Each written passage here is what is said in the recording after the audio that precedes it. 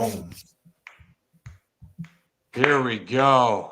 Happy Tuesday, everybody. Hope you're having a great Tuesday. We just thought, you know what? Stop traffic. It has been an eventful Tuesday so far. Obviously, a lot going on in sports. I guess a lot going around the country. But guess what? We're not going to really talk about that part. Zach, we're talking about the NFL trade deadline. The only thing we'll say about for voting is make sure you vote Nick Moore Pro Bowl, right, for 2024. That is something that we're talking about. But the biggest thing right now, Zach, is we are less than an hour away from the NFL trade deadline being done. Yeah, and there's been some moves. Yeah, some teams are getting better. Some teams maybe that even 3-4 weeks ago we weren't sure were going to be players at the deadline are kind of stealing the show today. We're talking Pittsburgh Steelers, the Washington Commanders making the splash of the deadline currently. 57 minutes left before we hit the official deadline. But man, it seems like still moves to be made. A lot of names still out there floating around, but we've also seen a lot of teams kind of state that, hey, we're going for this. Yeah, I mean, hey, look, what I love about some of the moves that have been made is that you're seeing teams willing to be aggressive in buying. There are teams that are selling, and the price points, for the most part, Zach, have been very, very favorable to the buyers, right? So if you're looking at it, and maybe where do we start with this, Zach? Do we want to start with probably one player that the Ravens were hoped to be linked to on the defensive side? And that's probably the big move of the day so far, besides Tre'Davious Smith. Well, let's start with Marshawn Lattimore. He's going right down the road, down the Beltway, but to the other Maryland-based team, the Commanders, are saying, hey, we're in on this, and they make a big splash. I know Lattimore's recovering from a hamstring injury, but they clearly are making a move here to try to solidify themselves for the NFC East, which is just crazy to think, and beyond, for hopefully a postseason run. Yeah, I mean, this was the Commanders stating, hey, not only do we think we can compete for years to come, they're saying, hey, we can do something this year. Do I think they have Super Bowl aspirations? Not necessarily. It's hard to have that with a rookie quarterback, no matter how well Jaden Daniels is playing, but you gotta love it. I absolutely love this pickup for the Commanders, and only partially because it took him away from the Chiefs. I love this fit. The Commanders' secondary was really their big weakness. This goes out there, shores it up. I want to bring up this Mina Kimes tweet that really intrigued me. It talks about the Commanders play a lot of man coverage, which Marshawn Lattimore excels at, one of the best in the league, but have been much better in zone this year. QBR of 51 in man versus 68. Acquiring Lattimore should improve their ability to play man, which I imagine is a priority for Dan Quinn. Super fun trade. And what I love about this is how it opens and changes the defense and what they're capable of. If you're Washington, because we all know Washington, their D-line is the bread and butter of that defense. So if you give them a little more time, if you add Lattimore, he gives them a little bit more time to get to the quarterback. It helps the entire defense. Not only does this help them this year, they have him for multiple years now. So only giving up a third and a fifth, I believe. Marshawn Lattimore, I got the whole thing from Shefty right now. Adam Schefter put out, if I can, when I move, you move, just like that. Let me share the screen. Whammy. Let's take a look at this for one moment here, as you guys can see on this screen here. Did I have it right? Did I get it right? Am I doing it? There it is. Full trade. New Orleans gets Washington's third-round pick, fourth-round pick. It's sixth back. And then Washington's getting the Saints' fifth-round pick and Marshawn Lattimore and Zach, which you just mentioned. They are getting them because of the money that has been given out on Marshawn's contract so far. It's a prorated number that's just over $1 million. I think it was around 1.2. So really, really win-win for the Commanders. And again, how about this? You get a new owner, new front office, new head coach, new franchise quarterback, and then you go out and make a splash move while you are sitting in the driver's seat in the NFC East here with a team that's continuing to get more and more exposure, talent, belief. And this dude, Marshawn Lattimore, man, he is a player. He's scrappy, and obviously it's going to be an upgrade. And thank goodness he didn't go to the Chiefs, which, by the way, side note, by the way, nothing could have been scripted more last night than the Chiefs giving up the lead to just win the game later on. You know, Zach, especially if you had fantasy implications. Not going to name names, but Yeah, it's like the only way somebody that rhymes with Brian loses in a fantasy matchup is if Baker goes 90 yards and throws a touchdown on the final drive against the vaunted Kansas City defense. And he did. Yeah, I lost in overtime in 2 leagues. So literally it just needed Todd Bowles to go for 2. That's all I needed. Go for 2 and I win them. But yeah, Kansas City continues to go to 8-0. So that's why I'm just happy when I heard that their name was in the sweepstakes as a front runner for Lattimore. I was like, just don't do this. I was like, just don't do this. If you're the Saints, I understand that you're tanking and you don't care, but don't take the rest of the league down with you. So I'm glad they gave him to the Washington Commanders to improve that. That squad, I think it works out for both teams. Saints just have to blow it up and be bad. It's about damn time. They are so mediocre and have such a horrific cap that they just need to wait 3 years, be really bad, and just reset. It's just the best thing to do.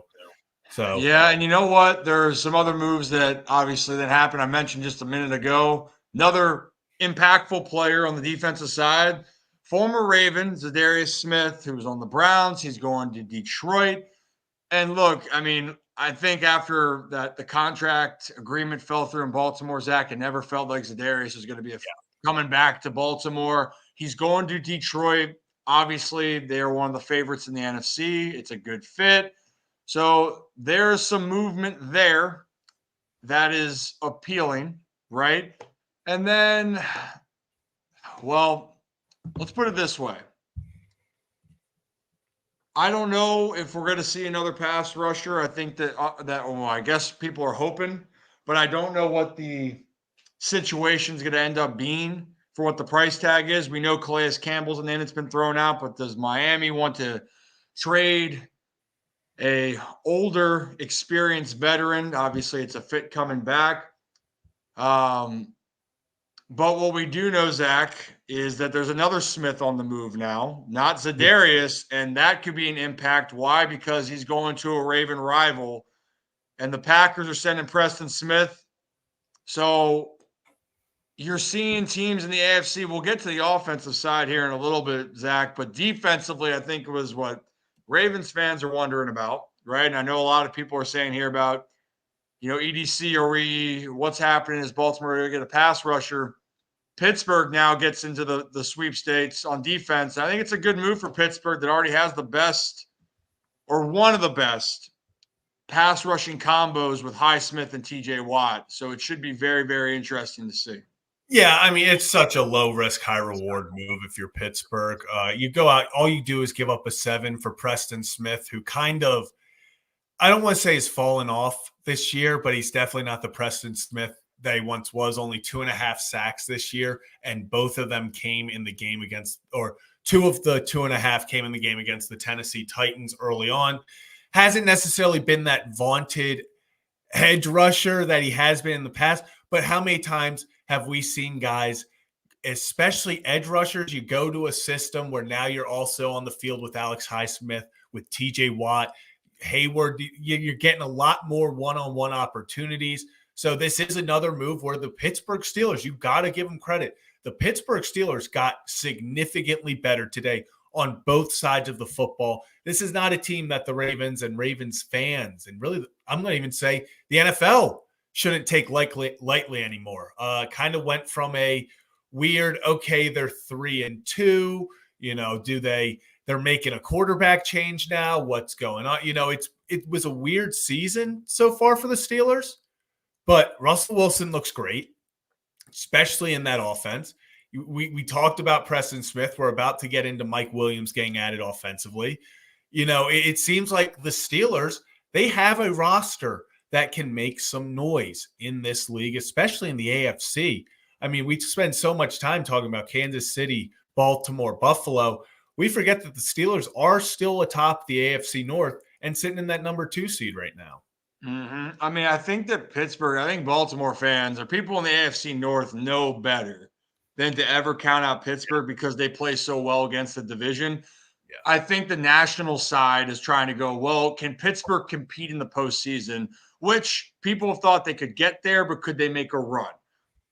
In the division, no doubt about it that they're a team that can win the division. They're a team that is they play a brand of football that sometimes as a fan, it just can be so damn ugly. It can piss you off, but you know what? No one does that better than Pittsburgh. But now their offense has some fun components to it.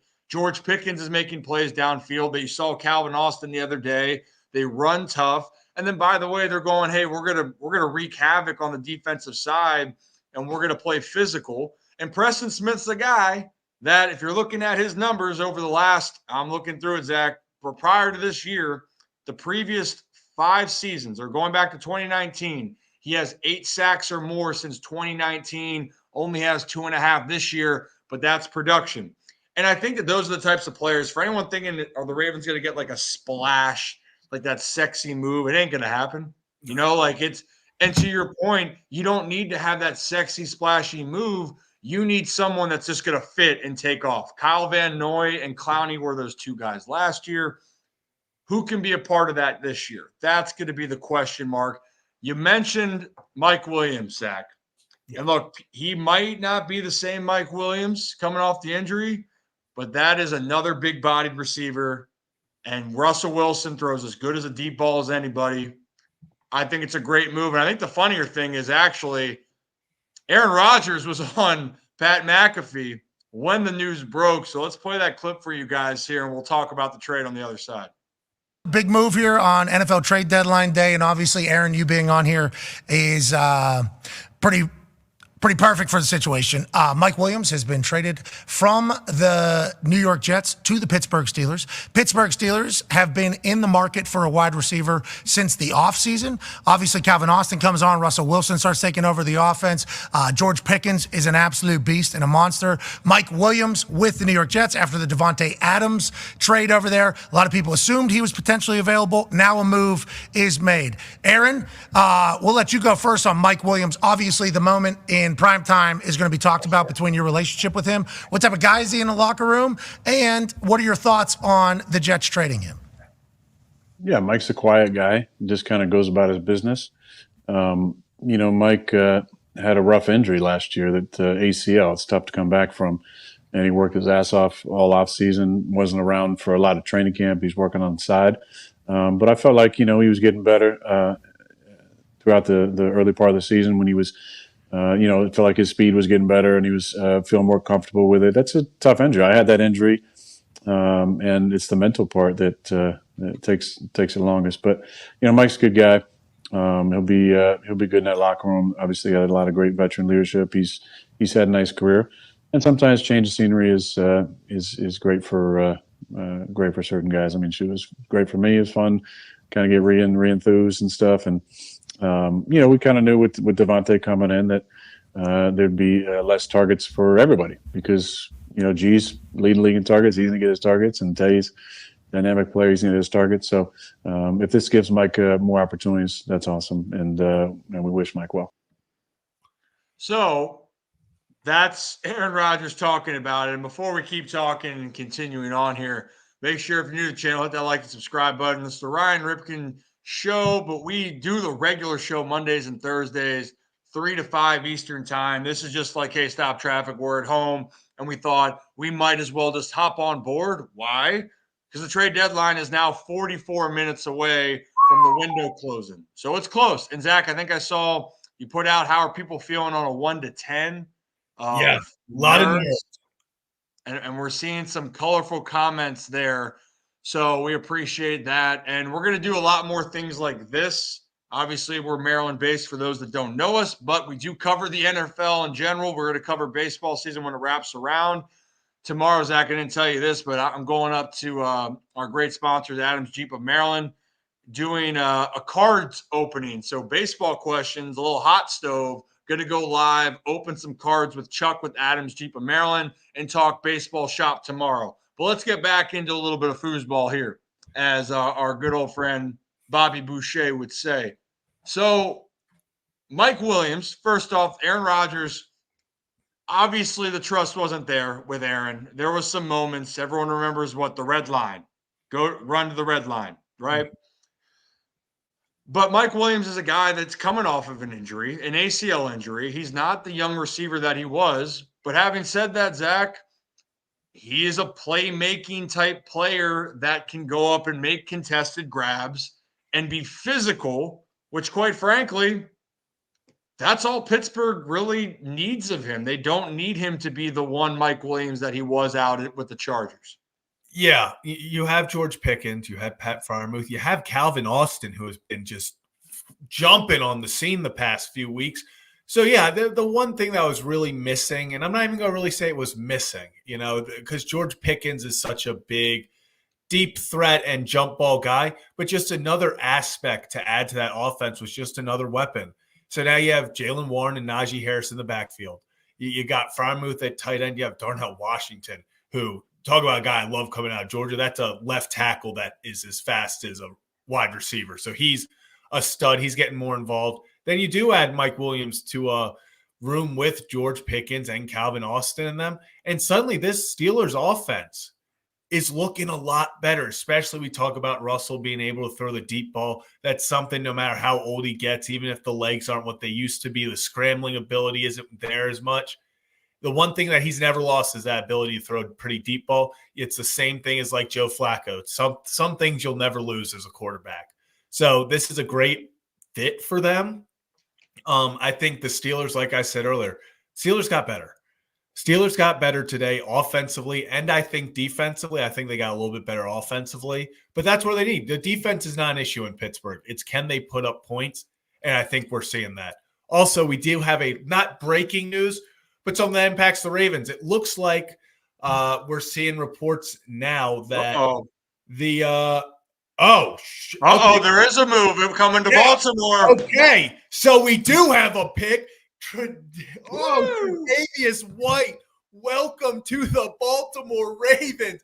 EDC getting corner help. Anyway, swapping 7th-round picks. We want to talk about low risk, high reward. This is a guy who's coming off injuries.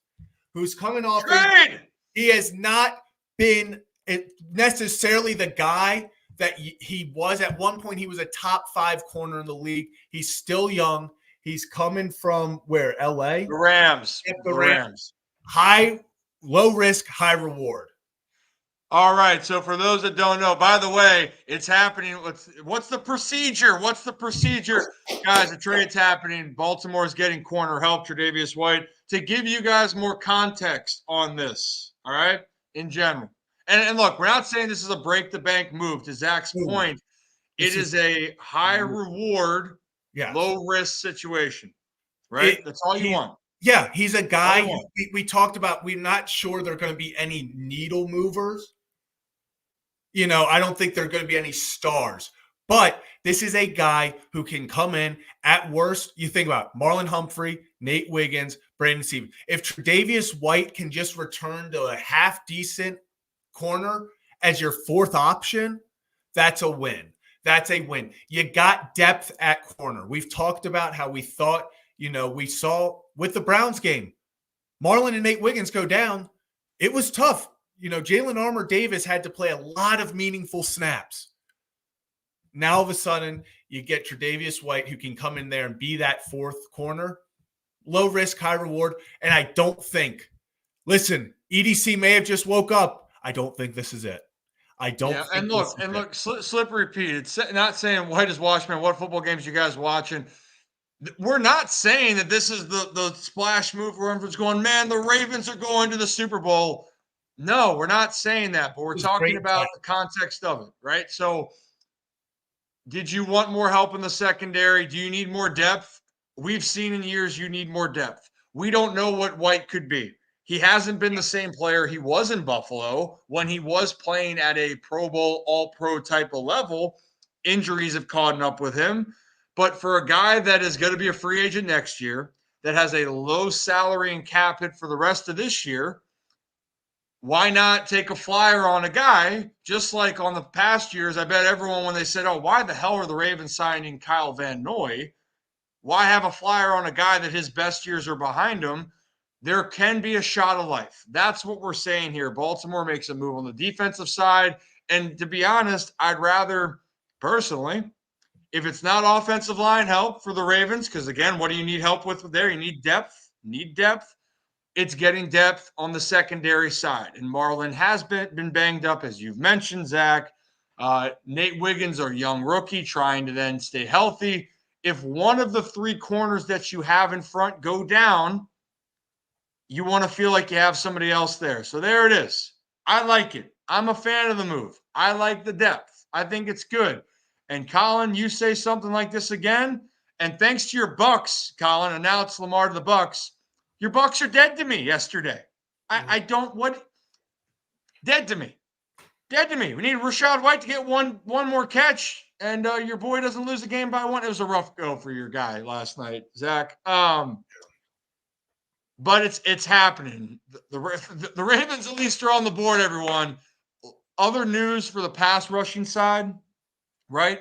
And I understand that's what everyone wants to see because, look, the Ravens haven't been getting home via the pass rush as consistently since earlier in the year.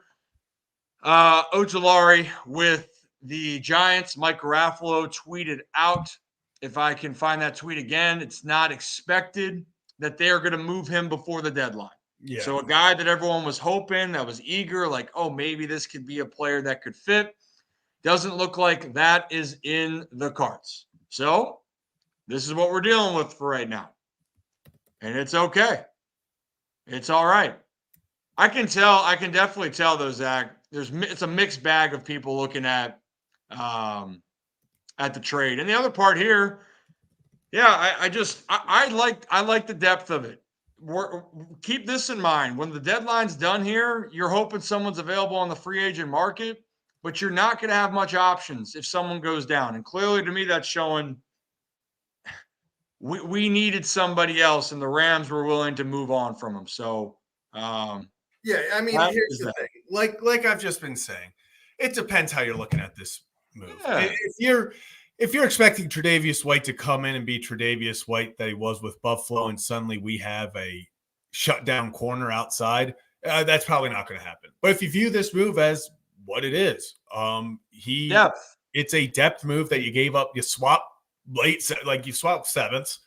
You got depth, and it's a guy where is he an upgrade over Marlon Humphrey? No. Is he an upgrade over Nate Wiggins? No. Is he an upgrade over Brandon Stevens? No. Is he an upgrade over Jalen Armour-Davis in that? I think so. I think he gets to the point where he can be that 4, and that's what you want. You wanted another depth piece. This can't be the last move. I've seen people say it in the chat and completely agree. You still need a pass rusher. Yeah. Still need a pass rusher. That does not excuse them. But if the Ravens go get a pass rusher as well, this move is looking mighty nice. Same thing we kind of talked about with Deontay Johnson. It was for the price that you got, it'd be stupid to not take that flyer. Mm-hmm. Yeah, I mean, look, again, a lot of depth. It's a depth piece. That's what it is. But it would be nice, at least fans would like to see them be more aggressive with another move, specifically with the pass rush. And we understand this. It's going to start on Thursday. If T. Higgins is playing for Cincy and they have Jamar Chase on the field, that dynamic of that offense significantly changes for Cincy, and we saw how explosive they can be. And if you can't get to Joe Burrow, Joe's going to make you pay. Joe's numbers are phenomenal this year, but the Bengals, obviously, we know what their record is, but they are a team that can put up a lot of points. And the one quote-unquote weakness for the Ravens has been on the back end with passing yards allowed per game. They are so stout against the run. Teams have to play from behind or they feel like they got to throw. Since he's got one of the best duos with Higgins and Chase when they're healthy in the league. So it would be a good test, big test. So we will see what kind of happens. And if you're new to the channel, hit that like and subscribe button. The Ryan Ripken Show, we regularly are scheduled on Mondays and Thursdays from 3 to 5 Eastern time, where we dive into really everything. We do take time to talk around the NFL, but we are Maryland-based. But we did go on a rant yesterday about the Bears coaching staff. The Cowboys are meh, but we talked a lot about the Ravens. Nick Moore of the Ravens joined us, Zach, yesterday. And we have other great guests that are upcoming in the future to talk football. And for those that are wondering, we cover baseball as well. Tomorrow, I'll have another impromptu stream, opening up baseball cards with our great sponsor, Adams Jeep of Maryland. And I saw some questions about baseball. I think I saw Nomadic Brian pop in there for a minute. We'll talk about that tomorrow. So let you know, I see the question. I got the thought. Pop back in, and we'll talk more about the birds and the hot stove of baseball tomorrow. But, Zach, we are now 32 minutes away. Yeah. 32 minutes away from the deadline here. And football to me just isn't as crazy as the MLB deadline. So, like, I feel like a lot of the big moves that we saw with the wide receivers are done. There was a wide receiver move today, Jonathan Mingo, which ironically his price tag was. But he got the most. He got the most younger player. The Cowboys were really high off of him. He was their second round pick for the Panthers last year. But I don't know. Dallas has a lot of issues right now. They got a lot of issues they got to work on. But for the Panthers, they get a pick back. But ironically, though, the Ravens got Deontay Johnson on, going to be an expiring contract for way less, far more value. So that was a kind of, a move that no one's going to sit there and go, well, damn, the Cowboys are good now. Because the Cowboys, you talk about the team's not fine, the Cowboys are not fine. Baltimore is still in a great position. I know people want to see a pass rusher. As a recap, the Steelers got Preston Smith, Mike Williams. The Browns the Browns maybe could sell someone else. Cincinnati did add Khalil Herbert from the Chicago Bears. The report, Zach Moss was just put on IR with a neck injury. So they're adding depth to the running back position. Are we missing anything else at the moment here, Zach? No, I just had to update the thumbnail and everything, so we're all set there. Oh, what did we update the thumbnail to? We just got a little Tre'Davious White, let the people know. So, and again, for right now, Tre'Davious White, again, depth piece. And the thing that is unfortunate for him is at his peak, he was sensational for Buffalo, but the last 2 seasons, 4 games played last year, 4 games played this year so far. But like I said, if he's a guy that can just stay healthy, it's just a piece that you have here and maybe can give you a little bit more versatility. And it is interesting to see, it's nice to have some younger pieces that are trying to figure it out. Nate Wiggins, obviously, the Ravens invested in him this past draft. And maybe we'll have someone else on to talk a little bit more about the draft prospects of Nate Wiggins and beyond here in the future. So that's a little teaser for that. But it's never a bad thing. But the pressing need, Zach, continues to be pass rush. Does anyone think, and it's funny now, a few weeks can change in the NFL, no one's really calling for adding more offensive line help. Everyone's feeling really good about the offense in general, which is a good reminder. Things can change just like that. Isn't it crazy to be a Baltimore Ravens fan and we're sitting here on deadline day and everyone's clamoring for defense? And the second you mention, like, oh, what if they get this weapon on offense? People are like, why do we need more offense? We don't need offense. Never thought I'd see that day, especially in Baltimore. It's crazy. Even when Deontay Johnson was traded for, people were like, we're getting a receiver. I don't think I've ever seen Ravens fans ever react to getting a receiver in such a like, oh, okay. Usually you sign someone off the street. I watched this fan base lose their minds in excitement over signing a 37-year-old Deshaun Jackson. So it's like you said, things have changed. The offense is humming. Offense is going, but they need that extra defensive player. I still would love for them to go get Calais Campbell. Bring him home because not only is Calais, look at his age. He's 38. It's not ideal. But when you look at the production, he's playing as good as he ever has, as well as he ever has. He's still a very top-end productive defensive lineman. And while you have Michael Pierce out, Yeah, Brent Urban obviously still dealing with the concussion, coming back from that. You never know with concussions how it can impact a player's play even after cleared. Bring in, but the biggest thing is not only you take all the on the field stuff. Calais Campbell is a certified leader, and he's been here. He's been a leader for this team, been a leader to some of the guys that are now the leaders on this team. So I just think it's such a win-win in everyone's book. If you go get Calais Campbell, you add more production, a highly productive defensive lineman who can rush the passer, who is incredible against the run.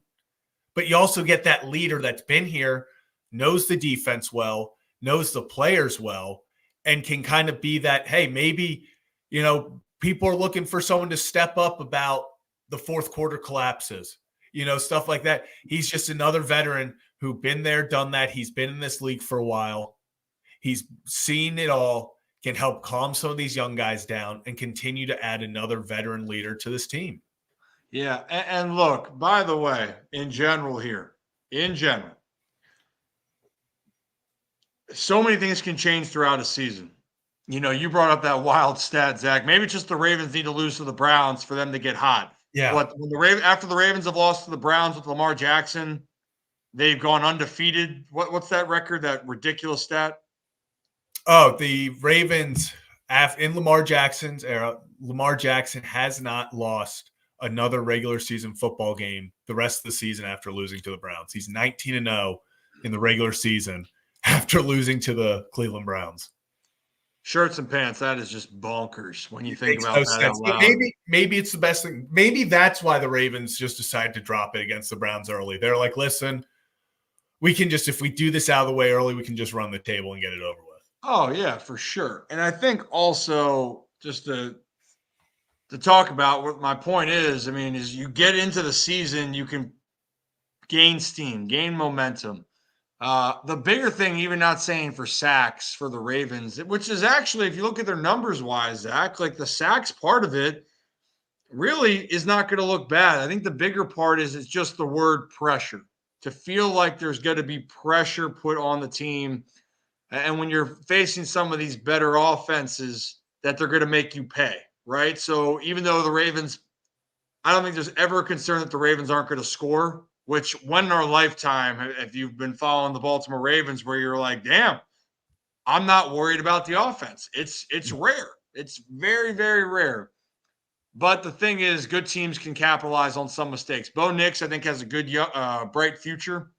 He missed some opportunities in the game against Baltimore that could have hurt, right? I don't think guys like Joe Burrow, Patrick Mahomes, even with Jalen Hurts and the Eagles coming to town later in the season, I don't think those teams are going to miss with those opportunities. So the Ravens still are in a great spot. So we just wanted to point that out. And for those that are wondering, again, Ojulari, one of the names that people are linked to, it doesn't look like he is moving or going anywhere.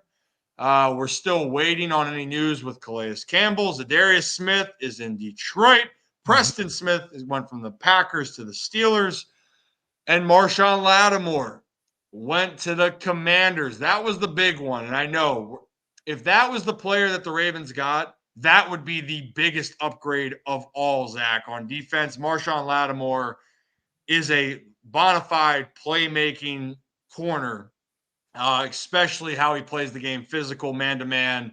That would have been a huge upgrade, right? But Tre'Davious White is the move right now, depth piece, and you hope that it can work out. And if you're new to the channel, hit that like and subscribe button. Ryan Ripken Show. We do this every Monday and Thursday, 3 to 5, but we're in our studio. But because we're like, you know what, the deadline's in 24 minutes now, we're like, we need to talk about it. So we're going to keep talking about it. Before we keep going with the conversation, Zach, I did want to mention, since we are having some great guests that are upcoming for us, we want to talk about, I'm going to preview one of those of our guests for our Holy Shirts and Pants members. This interview is out right now. ESPN icon and legend. And he had a couple catchphrases along the way, but that's out now. But I want to play you guys a tease clip for that. Get right back into what is going on in the NFL. But here we go. 2, 1. We were Wild Wild West. That's what we were. Tombstone.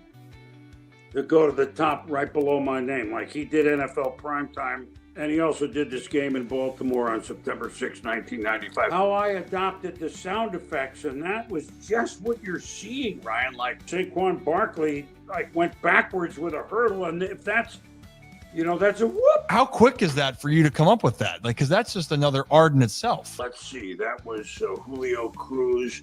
Julio, won't you let me take you on a sea cruise at a 3-run double? Calling the game, and all of a sudden you're, oh, Mr. President, good to see you. Thanks for joining us. Hey, by the way, no sudden movements. Yeah, and he also asked for a nickname. He's a locomotive. It's a business decision. Chris, thank you very much. I appreciate it. Ryan, it's a pleasure. I've heard that your podcast was popular, and now I can see why. Keep doing what you're doing. The beauty about broadcasting is we never hit 1,000, but we hope to hit above 300, right?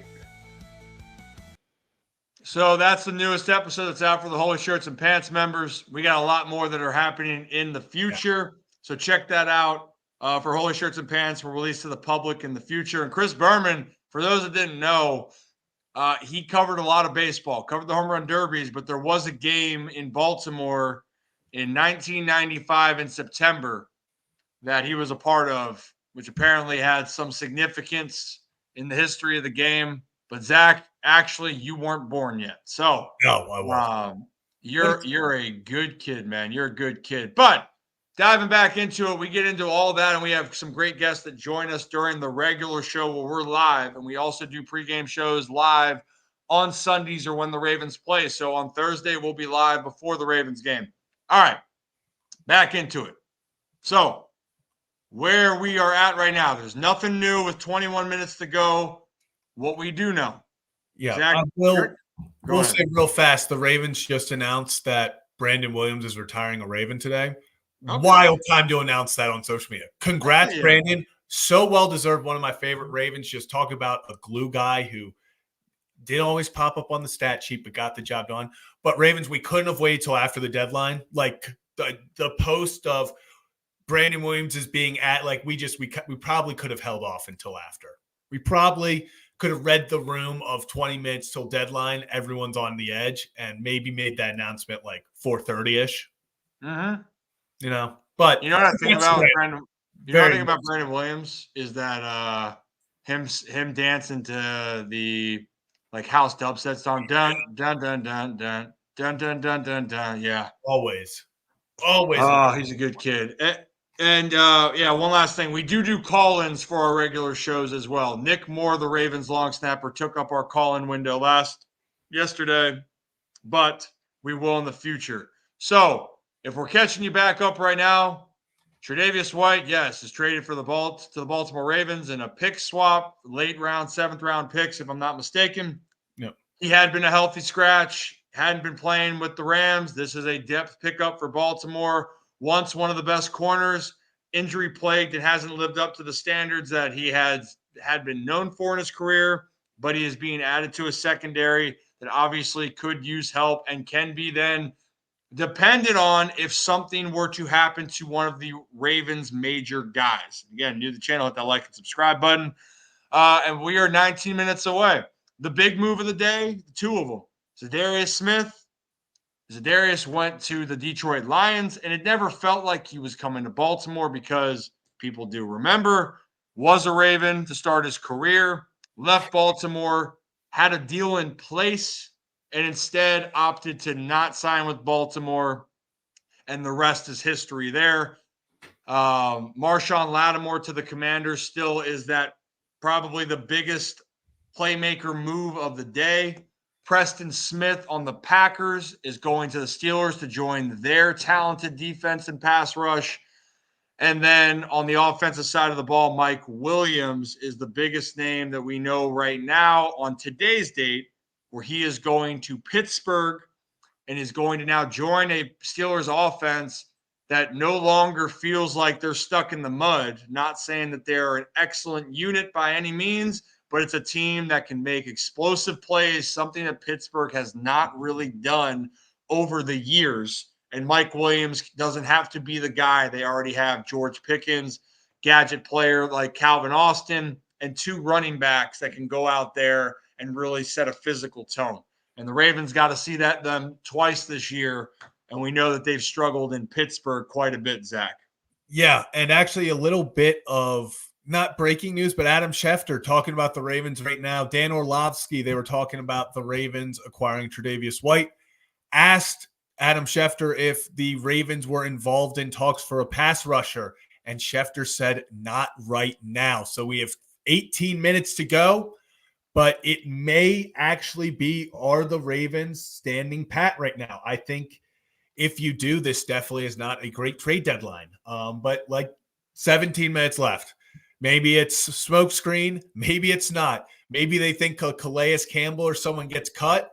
Maybe they're fine with what they have. We'll see what's happening. But according to Schefter, the Ravens are not involved in talks right now for a pass rusher. We'll see if that changes.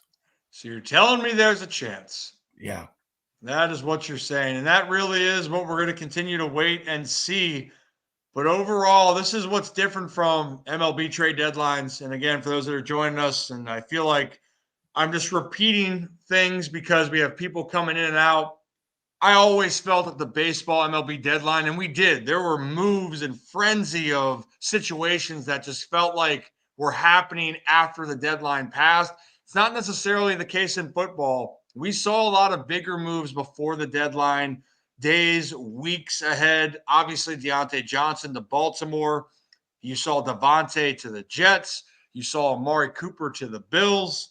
DeAndre Hopkins to the Chiefs, who had a massive game last night. The dude still got it. By the way, him doing the Remember the Titans to celebration that was cool. Electric.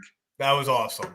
Yeah, and he's like, I got all love for Tennessee or for Nashville and for all of that. But that was a great move by Kansas City. Like, I feel like those impactful moves, we aren't going to see them at this point in time. And I saw names being thrown out here about Max Crosby. Max ain't going anywhere. I mean, if there's any player that the Raiders would not give up, and if they did, they better get everything possible, because they don't have anything else really going for them if you think about it, Zach, right? So yeah, they don't have a quarterback. They're probably going to have a new head coach. They fired their offensive coordinator.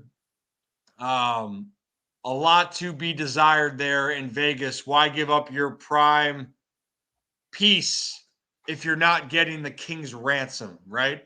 Yeah, and it's a point. What do the Raiders, Max Crosby, whether it's in the offseason, whether it's you sign him, he is as valuable as it gets right now. He is a guy that should command multiple first-round picks, should command a first and a second. You talk about top dollar. Guys have to be willing to pay that. And right now at the trade deadline, teams aren't necessarily willing to go out there and trade multiple firsts for potentially just a few years of Max Crosby. Like, you have to be a team in the position of a Ravens who feel like they're a player away, of a Detroit Lions who felt like they're a player away. It's a tough situation to be in. Even if you are the Raiders might want to trade him for all we know, but no one's getting even close to what they're asking for. Mm-hmm. So if you're the Raiders, you're not just going to say, oh, well, the best we got for Max Crosby is a second-round pick. We'll just take it. If they're not giving you what you want, he is as valuable as it gets as a trade asset for a team that is going to need to handle all their assets as perfectly as possible, because they're in a pretty tough situation as it stands. Yeah, and also I was looking up and on some of the contracts or some of the news. Sorry. So a couple things. First off, the Ravens were in on Marshawn Lattimore.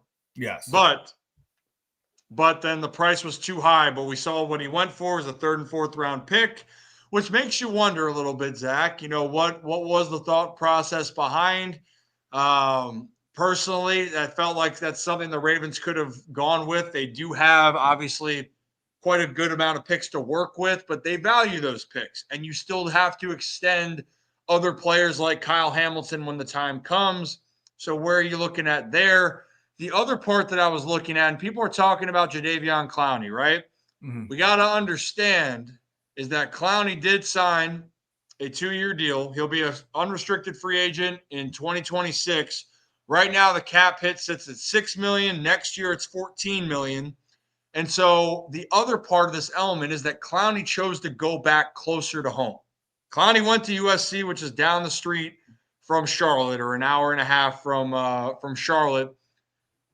They'd have to be really feel like a team's going to be willing to take that on, and the team's got to be willing to take that money on, right? The Ravens loved Clowney, but the price point got too high in the offseason, right? It's the business side. And I am seeing some people say here, like, of course, if Max Crosby just cost a first, Send it every day of the week. But it's not. It's not costing just a first. So it's going to be way more than what meets the eye there. So we wanted to make sure that people are understanding kind of what's going on, right? So that's kind of the way the cookie crumbles. And I'm sorry, I get a little distracted. I think Ollie's getting all excited because he's like, man, there's 12 minutes until the trade deadline, right? Yeah. So that's how it's going to work. And, you know, it's going to be interesting to see kind of what happens. It's sort of looking like maybe this could possibly be it for the Ravens. Also just saw Eric DeCosta was out with the photo op for Brandon Williams' retirement thing. So at this second, at least, he's not on the phones.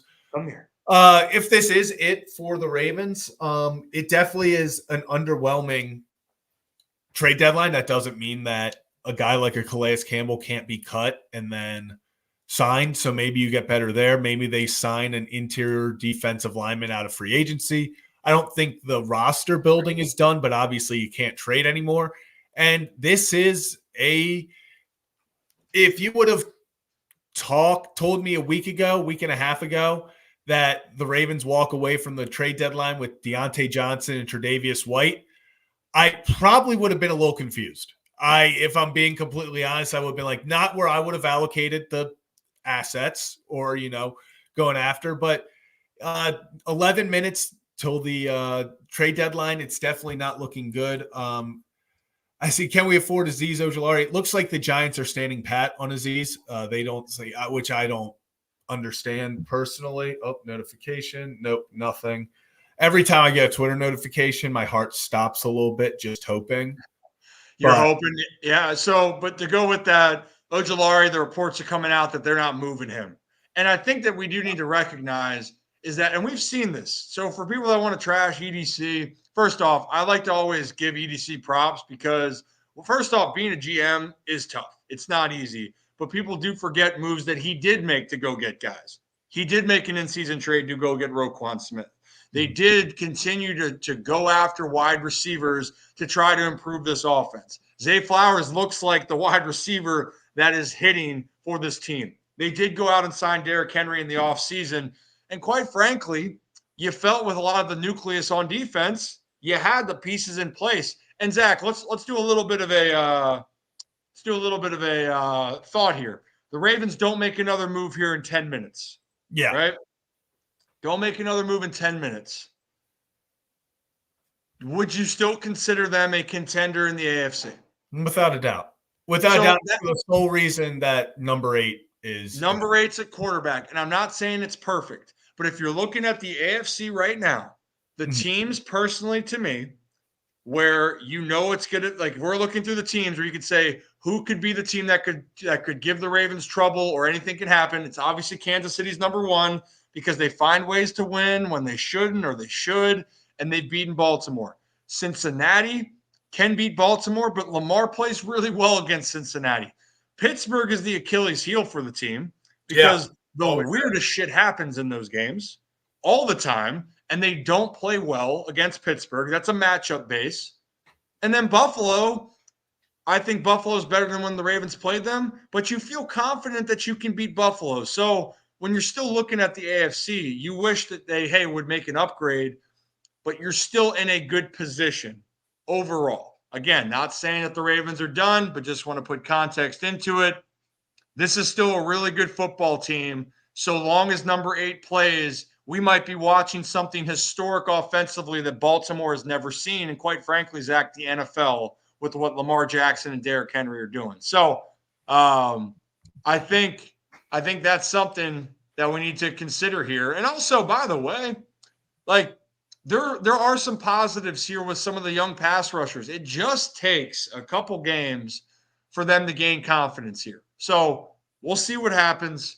It's a lot of time going on. And also, here's a great thing. 85 Sports Talk, appreciate it. And if you guys are new to the channel, hit that like and subscribe button. Ryan Ripken Show. We are live on Mondays and Thursdays, 3 to 5 Eastern time. We are a Baltimore-based show. However, we cover all the NFL and we cover baseball, the season when it happens, but we're just not baseball season right now. Tomorrow, we'll be doing an impromptu. I'll be opening up baseball cards. We'll answer all of your baseball questions. But for now, it's football time here. And appreciate you guys all tuning in. And this was like, hey, stop traffic. We wanted to talk football today, so we went live. Thank you for joining us. 85 Sports Talk. Appreciate your comment. It's Orr's first year coaching. Everyone relax. McDonald record wasn't that hot when he first coached. This is still something that needs to be addressed here. The Ravens are still trying to figure it out. They brought in Dean Pease. I have belief in Zach Orr, but we're not going to act like the defense is going out there and is that elite unit from last year, Zach. But it is a good point to be made. And who else? They lost other members on that staff. It wasn't just that Mike McDonald left, right? Anthony Weaver. And I'm blanking on the Titans defensive coordinator. Wilson. And that's the guy that people are saying, if you look at his track record, every team that he's gone to has been the number one team against the pass in the league. And every time he leaves, they drop to the bottom. And what's happened this year? He leaves, Ravens drop to the bottom against the pass.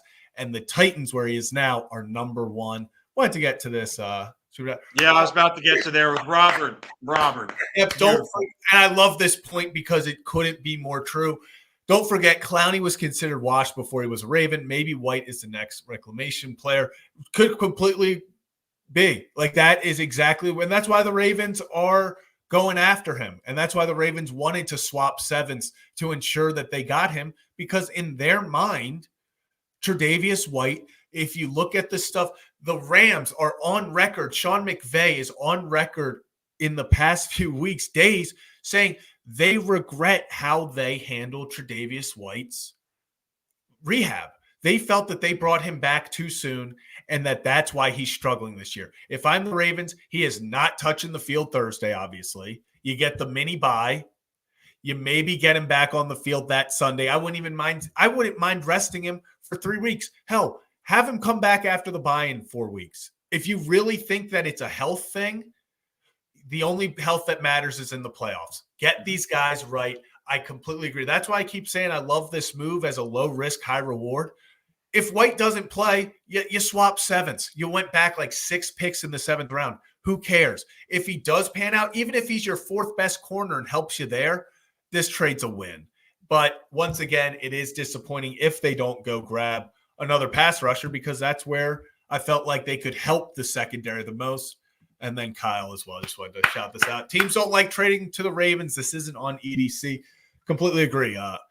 Eric DaCosta is he's even said to us, some guys across the league see him almost like a mobster.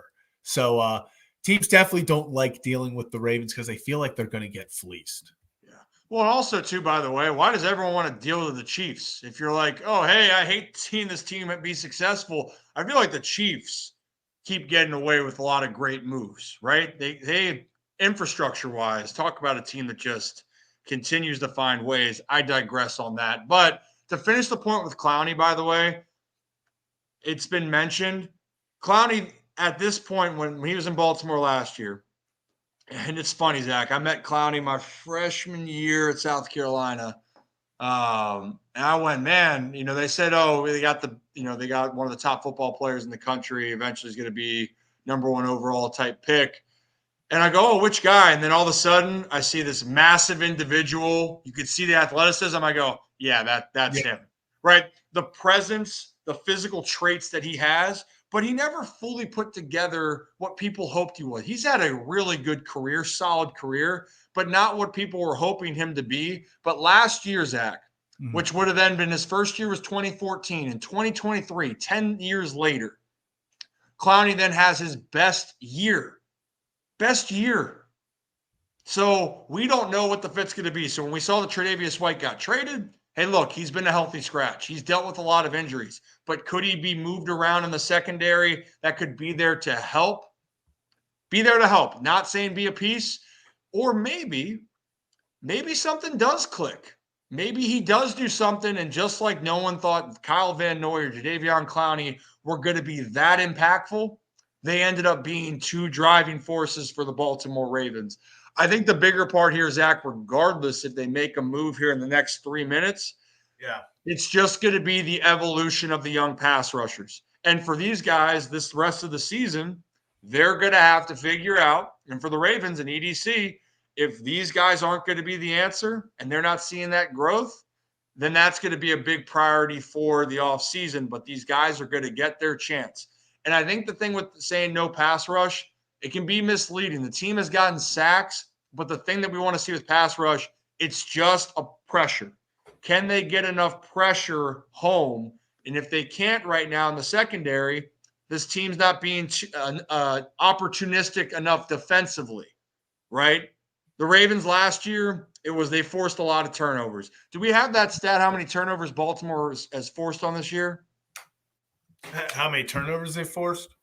Yeah. And while you do that, and look, I'm not saying ain't no offseason, Ryan, we need to win now. Of course they need to win now. I'm just saying if they don't do that, if they don't make a move in 2 minutes, then that is the situation, right? That's not me saying, hey, that's just that's the best thing for the team. That's just the situation, right? That's what's going to happen if they do not make a move. So I just wanted to throw that out there. Boom. Have you found some stats on how many turnovers Baltimore has forced? Yeah, so Baltimore has forced 9 turnovers, which is in the bottom half of the league. I mean, it's very middle of the pack, but it is middle, lower end of the pack. Most in the league is the Packers with 19. The least is the Browns with 5. So obviously you're a lot closer to the Browns than you are the Packers.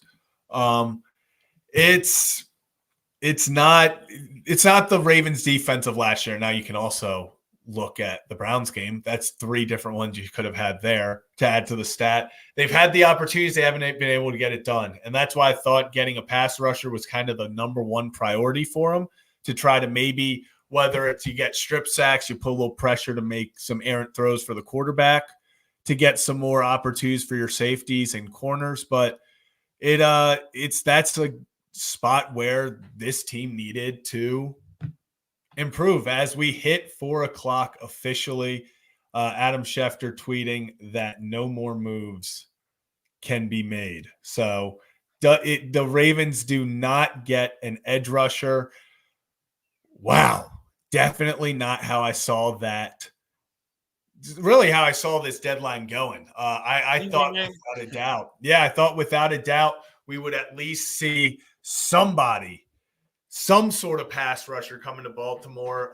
But it seems like that's it. So, and look, it is understandable for everyone to be more frustrated or whatever it is. It still goes back to it. So now here we are, Zach.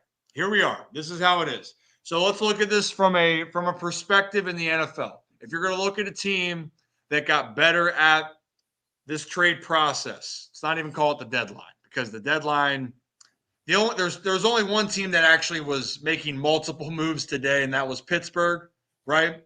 Pittsburgh acquired Mike Williams and Preston Smith. Again, depth guys for them. Preston Smith gets added to a pass rush that's already talented. And then Mike Williams is still trying to recover from his ACL injury and trying to get back into some form that, look, he's not the same Mike Williams that he was, but he is a guy that is a big body receiver that can make plays. But to be determined what that's going to be. But Pittsburgh is still a better offense than they were since Russell Wilson's taken over. But let's assess this then. Yeah. Let's go winners. I think the biggest winner, at least in this case for me, what I'm the most excited about is I'm really excited about what the Commanders are doing. I thought that's the one player, if we didn't get a pass rusher for Baltimore, Marshawn Lattimore would have been a great Raven. That is the one, I think, if you're doing secondary help. And it looked like, Zach, the Ravens were in on Lattimore. Clearly it didn't happen. and he goes down the road to a team that is having belief by the moment. Yeah. And I mean, the whole Ravens in on Lattimore, I think the Ravens called. I don't necessarily think the Ravens were that in on Marshawn Lattimore. I think it was more between the Chiefs and the Commanders. But if we talk about winners, it's without a doubt the Commanders right now. Yeah. You get a guy in his prime for multiple years who you can sit out there on an island and he can be your shutdown corner. And the Ravens announced they have released running back Chris Collier. So I would assume that means Keaton Mitchell. Maybe it's called up. I saw the notification. I had a little last hope. That's on me, guys. But yeah, biggest winner without a doubt for me is the Commanders. I think this is just completely shows that it's not, I hate to say it's an all in because you're just starting the Jane Daniels experience, but I love that they're saying, hey, we have a good team this year. We have an opportunity and we're going to go for it. We're going to see if we can make some noise, go out, get a guy that helps you this year and down the road. It's something you got to be happy about if you're a Commanders fan. For sure. I mean, the Commanders right now are a team that who would have thought they are one of the most stable organizations now in the NFC East. They are going to be favorites potentially here down the stretch. I think Philly's going to give them a good run, but now defensively they're starting to get it together more and more with what Dan Quinn is bringing in with his system into Washington. And obviously Jaden Daniels continues to play at a high level and continuing to understand himself and get better at the NFL level. I'd say the other impactful move actually, again, Zach, wasn't in the AFC. It was Tre'Davious Smith going to the Lions. So two NFC contending teams. They made some bigger moves. And for those that are wondering the Tre'Davious Smith connection, because of what happened last time with Baltimore, Tre'Davious had a deal in place, decided not to sign with Baltimore, and then all of a sudden goes elsewhere. So it never felt like he was going to be an option. But those are really the two big moves. Pittsburgh then gets two players that we just mentioned. Again, Preston Smith and Mike Williams. The Bengals add running back help with Zach Moss done or most likely going to be out for a very long time, at least. Put on the IR with a neck injury. Khalil Herbert is being brought over to the Bengals. Again, that's a depth move. A lot of the things that we saw, Zach, today, other than those two moves of Lattimore and Smith, were more depth moves than anything else, just like in this case, the Tre'Davious White, the depth move for Baltimore is a guy that who knows what his exact role will be with Baltimore, but you never know what can happen, and it's a piece there that helps the secondary, at least then if injuries were to happen, and who knows, maybe he's able to find a glimpse of what he used to be. That's where we're at right now. Yeah. And all things aside, too, I see a lot of people talking about things. The Ravens also, when you're looking at acquiring players, you got to look ahead, right? Like you're looking ahead of what can be. Deontay Johnson, I'm curious on the offensive side how he gets brought into the team. But then as far as stable or cornerstones for your team, you're going to have to pay Linderbaum. Mm-hmm. You're going to have to pay Kyle Hamilton. And then you're going to have to figure out what's going to happen eventually down the road with Isaiah Likely, Mark Andrews. There's some decisions that are going to have to be made. And even Brandon Stevens, Zach, right? Like there's a lot of other things that are factoring in. But right now for you, where do you rank the Ravens right now that we sit here at 4:06 on Tuesday as the deadline just passed? Listen, the Ravens are still Super Bowl contenders. The Ravens can still go win this all. Would it have been nice to get an edge rusher to add some more depth to the defensive line to really help bolster this unit? Without a doubt. I mean, I think everyone's disappointed that they didn't, and you have every right to be disappointed. But as long as number 8 is your quarterback, as long as they still have Derrick Henry, is this going to be the normal Ravens? You go play great defense, beat them with getting the timely offensive touchdown and stuff? No, it's not. If the Ravens won't win the Super Bowl, you're going to have to win shootouts. That game against the Bengals is how you're going to have to play almost every single game. That's how you're going to have to beat the Chiefs, because you're going to have to air it out versus the Chiefs against that great defense. So is it ideal right now? Would I have felt a lot better about this team if they would have had depth at the D-line with pass rush? for sure. I think that changes a lot. I think that would have really helped put them into a different dimension. But at the end of the day, this team can still win the Super Bowl. I think they're just so dynamic on offense. They did get better on offense. Like we're so focused on, it didn't happen on trade deadline day, so we're kind of forgetting about it. But Deontay Johnson does help this team. Tre'Davious White can help this team if he comes back healthy. He's a depth piece. I think he brings that low risk, high reward type of player to you. But I can't sit here and say, oh yeah, I'm feeling really confident in this defense. I was hoping I'd be able to have some more confidence after this, but it's not the case right now. No. And also, this is just the context of the whole situation. Yeah, obviously, for the first time in probably Ravens history, where fans have to be used to the fact that the offense is actually going to be the full strength of the team. And as great as Lamar Jackson has been in his career, this is the best form of an offense the Ravens have ever had, and historically might be one of the best offenses the league has ever seen if they keep up at the pace that they're at. With Derrick Henry specifically, what he's doing in the backfield, with also Lamar Jackson and seeing guys like Zay Flowers, that is, again, Zay Flowers is turning into that wide receiver that the notion, Zach, that they can't draft a guy to be an impactful player. Zay is on pace for over 1,200 receiving yards. And who would have thought that in the case when you're talking about a Baltimore Ravens offense? It's changing the narrative. But when you're looking at this, honestly, the only team right now that I think that Baltimore, it's more of the mental game, is still getting over Kansas City. But every other team in the AFC, yeah, the Ravens might have to play a brand of football where they're going to have to score a ton of points. But there's no reason why they can't go out and beat any of those teams. And I think right now we're going to see it down the stretch of what's going to happen here. You got who you got. Whether you're happy about it or not, you go with who you got. And right now, the Baltimore Ravens are rolling with who they have now, just only adding why am I having the tongue tie? Tre'Davious White. There we go. There we go. And we want to talk about the guys that need to step up now. Odafe Oweh, David Ajabo, Yannick Ngakoue. I'm going to say Kyle Van Noy, although he's been playing fantastic this season, especially early on. This team is going to now go as far as that pass rush goes, as far as these guys, the Owehs, the Ojabos, the Van Noys and Ngakoues, Tavius Robinsons, Travis Jones, you get back healthy. Obviously, Nnamdi.